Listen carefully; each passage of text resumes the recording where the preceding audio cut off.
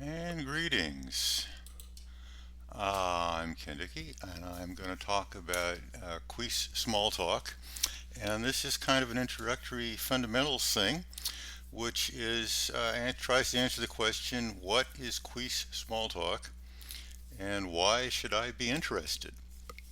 And so to talk about that, I have to back up a second and talk about why one is interested in computing, and that's because that's basic literacy now, like reading, writing, and arithmetic, because we have computers in our doorknobs, we have computers in our thermostats, we have computers running the cars, you have computers in the generator, music systems, they're everywhere. So understanding the fundamentals of computing is kind of fundamental these days to being successful in life. And then why small talk? And small talk is something that's sort of been a hidden success story that if you're dealing with large, complex systems, really almost intractable problems, whether it's financial analysis, tracking down corporate things that are going haywire, communications, customer research, uh, management, resource planning, all kinds of stuff. There's just 10 zillion. If you go to J.P. Morgan Financial Services, yada yada. If you just this is just one example, but if you go and Google small talk success stories, you'll probably find all kinds of things out there. So small talk is not unused in industry.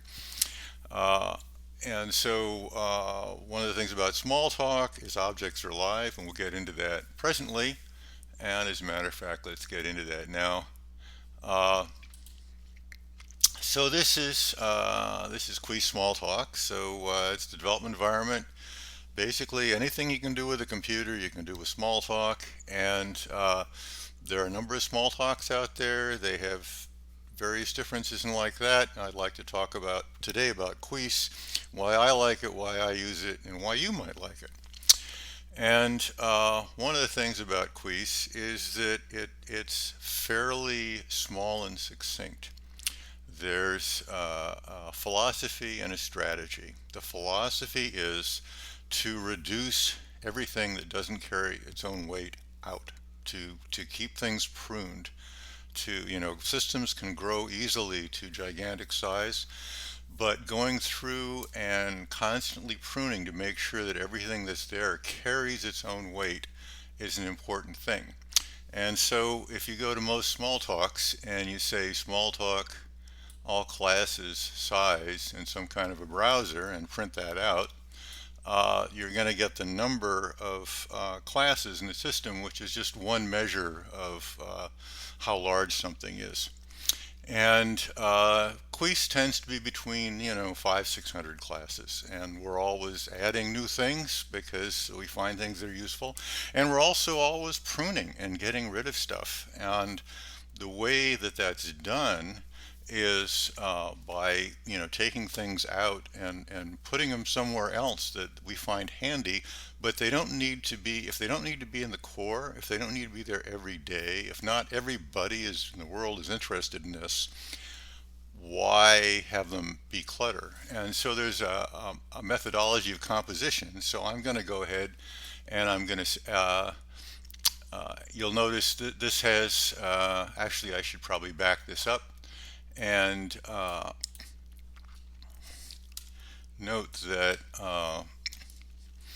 you have syntax highlighting and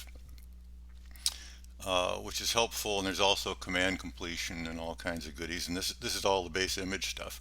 But I'm going to go ahead and I'm going to load some things, and basically the idea is you have named features which live in packages.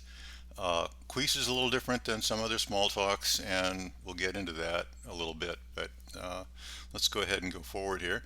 And I'm just going to do it and go ahead right now and load this. And you'll notice that I'm loading a number of packages here. And there's a reason for that. The reason for that is to be able to pull, to have things minimal and then put them in and have them play together nicely. You need to say what things for a given, facility that you're doing, for some kind of feature you're doing, you want to say, what are the things that I require to have in order for me to be successful? And so, in order to do that, let me go ahead and bring up. We've got all kinds of tools and browsers and things to help us be successful. A package browser, and the package browser just shows all of these things that that I loaded, and I started with morph meta properties, and you see that I have a bunch of requirements here on this for this package. So I require the base system to be at least this version, and if I want to change that requirement, I can say like update.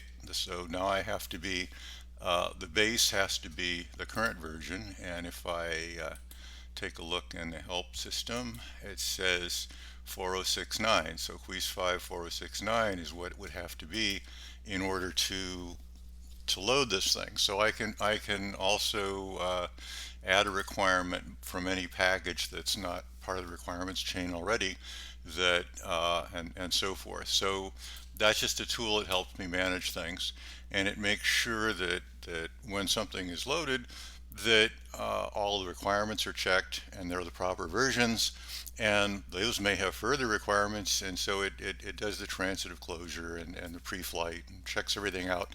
And if it can't find something, then it tells you about it, and if it can, it goes ahead and it loads it up. And let me go ahead and give you some more fun things. So I'm just gonna load some things, and then talk a little bit again about why Cuis. Okay, so now as you can see, I've got whole bunches of package here, and I've got name colors and file compression and various graphics things, and color editor and solitaire games and all that.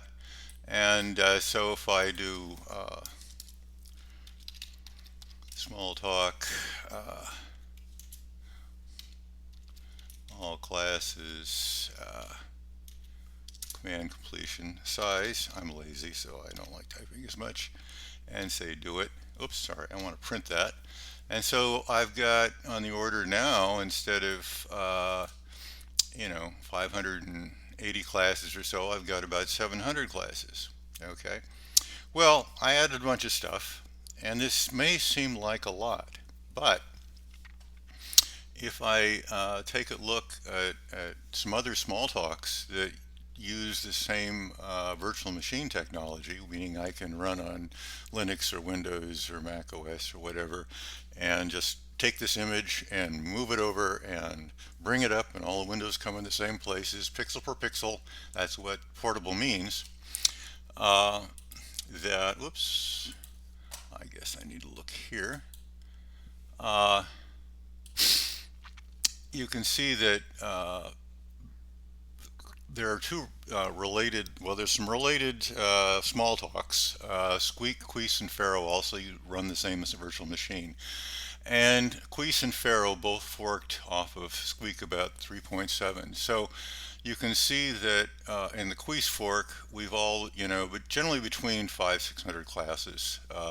As things have gone on, and as new features are added, and as more features are thrown out, we've tried to keep the core very compact. So when you load a core, you can more easily learn it because it's smaller. Would you rather learn 500 classes, or would you rather learn close to 3,000 classes, or would you rather learn 10,000 classes? So the idea is that comprehensibility means you'd like to be able to hold the system in your own head, be able to learn your way around things, figure things out, and as you add things incrementally, you want this feature or that feature, then you'd like to be able to just understand the difference between the base system and that feature, and do that in a clean manner. And so that's the basic idea. That's the strategy that Cuis has used to try to keep things clean. Okay, so right.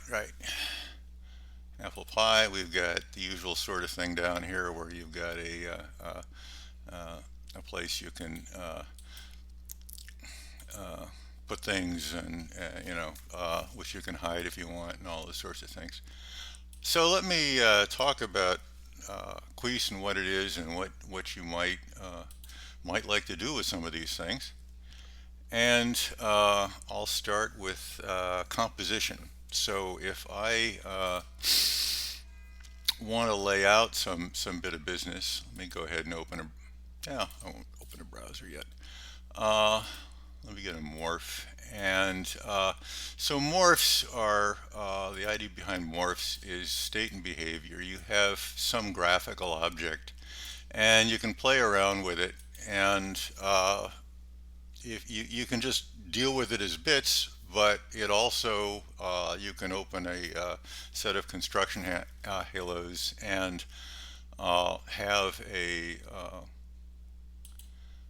access to its internals, play around with it. You want to change the border width.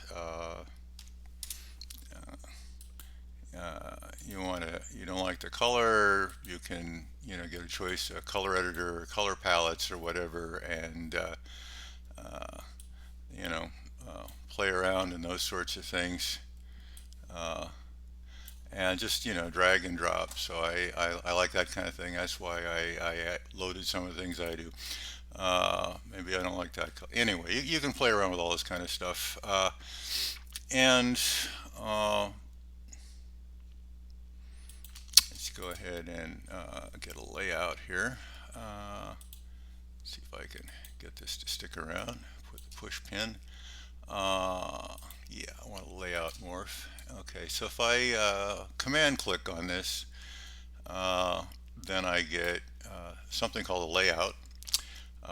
And what this allows is to basically have things kept in place, so to speak. Let me go ahead and I'm going to embed uh, this into the layout. So now it's what they call a submorph, which means that we can go ahead and put these graphical things together and try to have them play nice. And so I'm going to go ahead and grab a few other things, maybe an image morph, and I'll add that. And I don't know, pardon me, string, sure, what the heck. And I'll embed that as well, and maybe one more. Yeah, put a rect morph in. Okay, and I'll embed that as well. Okay, so what I have now is this layout morph, and what it does is, you see, is it lays things out in kind of a straight line. And so if I take a look at what it does, I can have a row or a column. I can pad it. Let's give some more separation to these things and put them in the center and say update. Actually, let me go ahead and do a couple other goodies. Sorry, try to keep that around. These are one-shot things. Sorry. Yes. Okay. Enough of that. And what do I want to do? Oh yeah, I hate this color. I don't know why that's the default color, but it is. But let's, I don't know, make that kind of like an orange. And I better make this some different color so I can see it. Oops.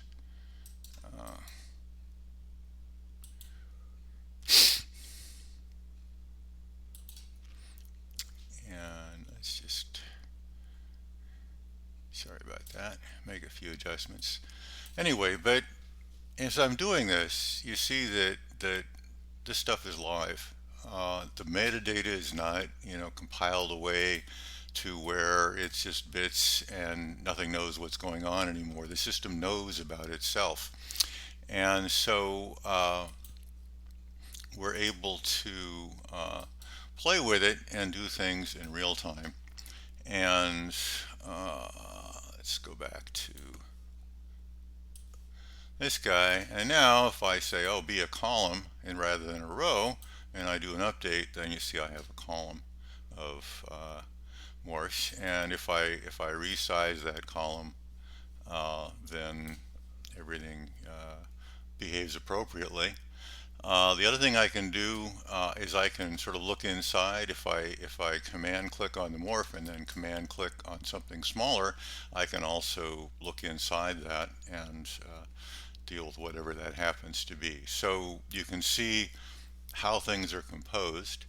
And one of the things that one can do here is, for example, browse the morphs class. So I'll bring up a browser, and we see that an ellipse is a child of bordered rect, which is child of rectangle like morph, which is child of morph, which is just shape that shape and behavior and stuff. And so it's easy to take a look at at how these things are put together, both in terms of the program and in the code, and in terms of the objects themselves.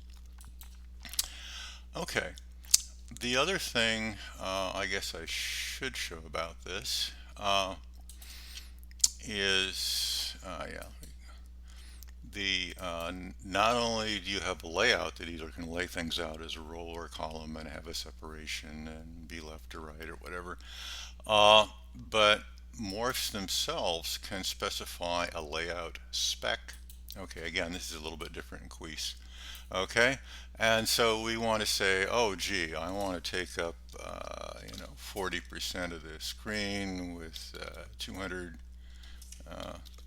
pixel minimum, or I want to take up 20% in height and 100 pixels minimum, and update that. And you see now when I resize that things get sized appropriately with the minimum size and so forth. So that's kind of the 10,000 foot view of how things get laid out. If I go ahead and take a look at a tool, so let's just go ahead and open a browser, and I'm going to go and look at, oh, I don't know. Yeah, sure. Why not? I loaded that. Solitaire. So you have since this Smalltalk is very orienting, you have collections of things by category, and so you can look and figure out what's going on. So I can look at morphic layouts or whatever and see what a layout morph does or a layout spec is, and how that all fits together and so forth. But another thing you notice about this is that okay, this is this is visual, so it's made of morphs. Okay, composed morphs. So if I click on this, I see I've got a system browser, and I can drill down here and find, okay, here I've got a layout morph here that has a bunch of components, but these are all live, and I can do all kinds of things here. So I don't have to have the same size. I can move things around a little bit, and since it's live, that means I can come down here and I can make a change, and by George, everything still works. It's not something that you do every day, but it's easy to see how things compose together, which makes it easier to orient and figure things out. So what this leads to is a fluidity and a nimbleness. So a nimbleness. A lot of programming languages environments are fine for the 5-minute out of the box experience or the 2-week experience, but some either not powerful enough or have some irregular or bizarre complexity where you hit a semantic cliff or somewhere a sort of brick wall where your productivity stops scaling, where you start putting in huge amounts of work and you're not as productive. And I would say that small talk is the other way around. Is the more you learn, the more it aids your productivity and acts as a force multiplier, which is kind of cool and what we like to do.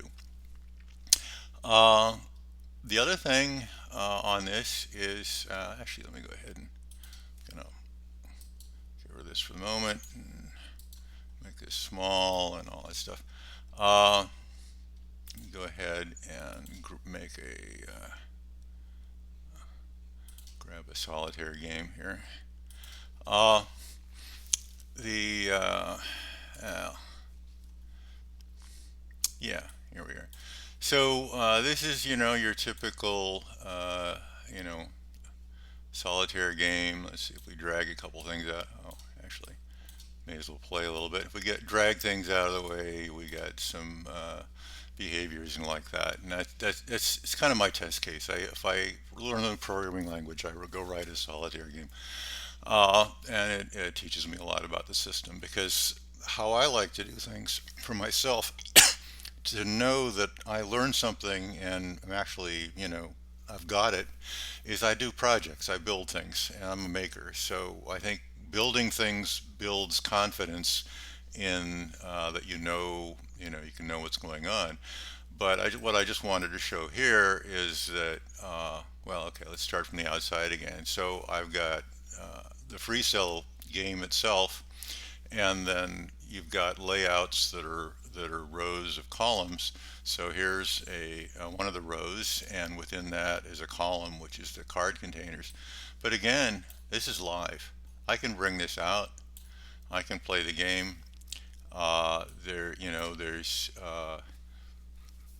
this is not something you want a user to do, but for in terms of construction, mobility, that kind of thing, as I say, it allows you to orient, and you can then go and say, I want to go ahead and I want to take a look at the morph class, or it's a card column, which is a card container, which is a border direct, and all that. And if I add a card, if I'm empty, then I put the card at the upper left corner. Otherwise, it's going to be on the left side, and I'm going to take the number of cards times the pixels per overlap, and I'm going to go, make sure that these things show all the individual cards and that kind of stuff, and position that. So it's easy to find where you are, what you're going. There's a whole gazillion tools in here because people have ways they want to use the system and like that. You've got the usual tourist guide. In this case, it wasn't loaded yet, so it does the auto load thing. Checks the introduction, and you can go ahead and find out how to do iterators and code to do something and all those sorts of things. You'll find this in various small talks. Really handy stuff. Uh, there's easy ways to save your work, to share your work, and so on and so forth. But this is just a brief introduction to say, hey, this is a small talk that which in itself is fairly useful, but it's a small talk, which means it's pretty good to be able to orient yourself and learn and go from there. So that's why I use it, and maybe you will too. Uh, this is Cuis Smalltalk, so let's see. I guess I should put up GitHub. Uh, So Cuis Smalltalk, there's a repository called Cuis Smalltalk Dev, which is the development environment. If you just go into Cuis Smalltalk, find the development environment, you can get into the documentation and downloads and get into this stuff and have a lot of fun because that's what I do with it. Okay, so that is Introduction to Cuis.